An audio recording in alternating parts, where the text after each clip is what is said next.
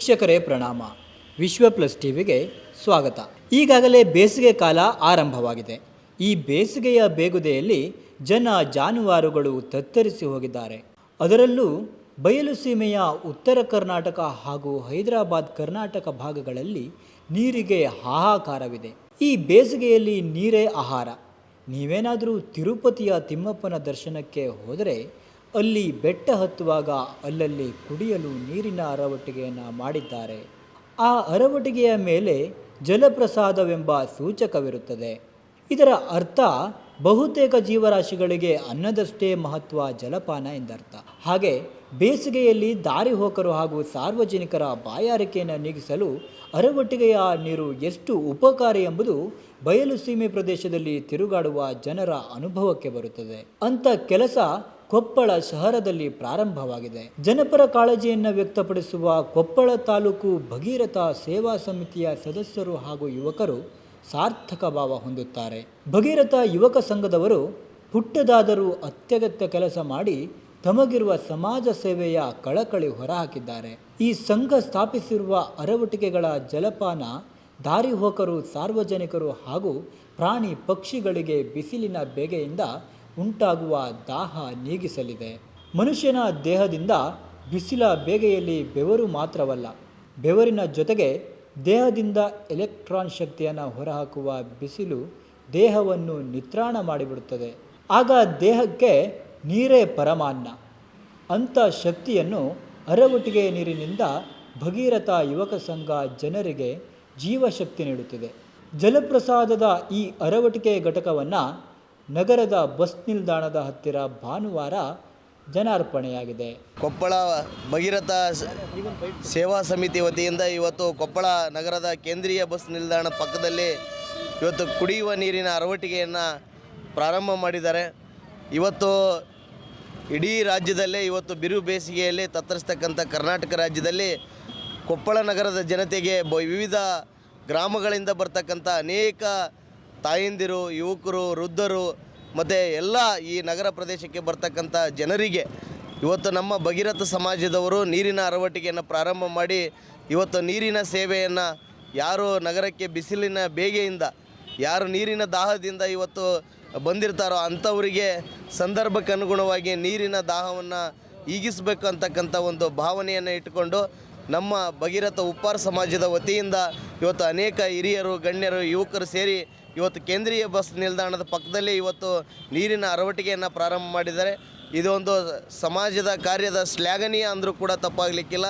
ಇಂಥ ಸಮಾಜದ ಚಟುವಟಿಕೆಗಳನ್ನು ನಿರಂತರವಾಗಿ ಭಗೀರಥ ಸಮಾಜದ ಯುವಕ ಮಿತ್ರರು, ಹಿರಿಯರು ಆಗಿಂದಾಗೆ ಮಾಡಿಕೊಳ್ತಾನೆ ಬಂದಿದ್ದಾರೆ.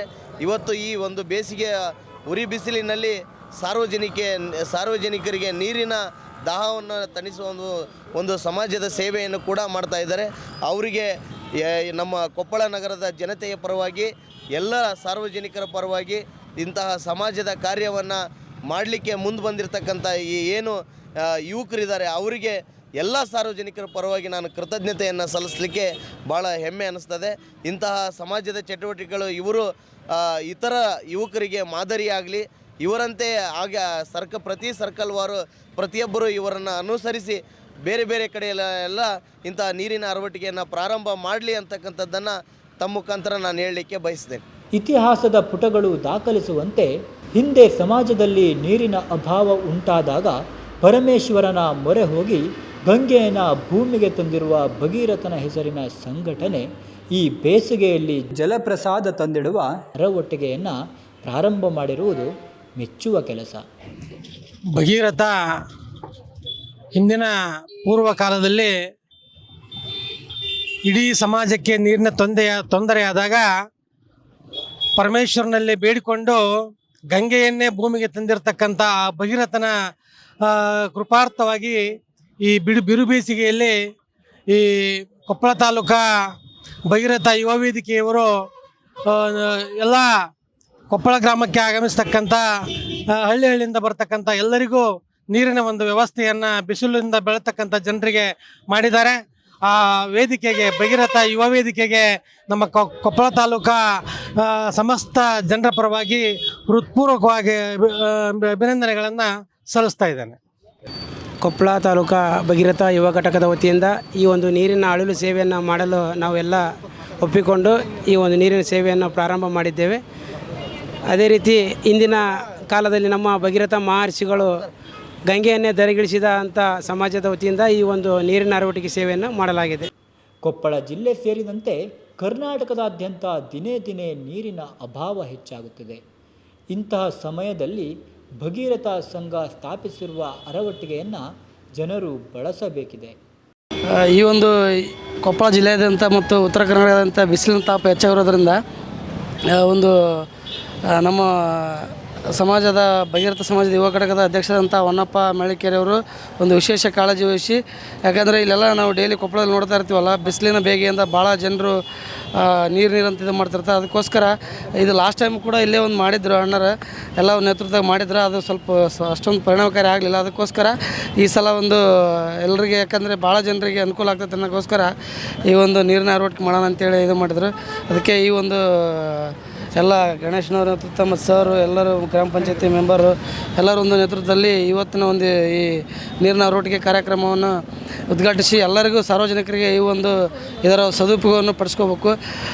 ಇಲ್ಲಿ ಯಾರೂ ಕೂಡ ಅದನ್ನು ನೀರನ್ನು ವ್ಯರ್ಥ ಮಾಡೋದು, ಯಾಕಂದರೆ ಇವತ್ತಿನ ಕಾಲದಲ್ಲಿ ಬೆಂಗಳೂರಲ್ಲಿ ಭಾಗದಲ್ಲಿ ನೀರಿಂದ ಎಷ್ಟು ಆಕಾರ ಇದೆ ಅಂದರೆ ತುಂಬ ಇದಾಗಿದೆ. ಆ ಮನೆ ಬಾಡಿಗೆ ಸಿಗ್ತೈತಿ, ಬಟ್ ನೀರು ಸಿಗ್ತಾ ಇಲ್ಲ.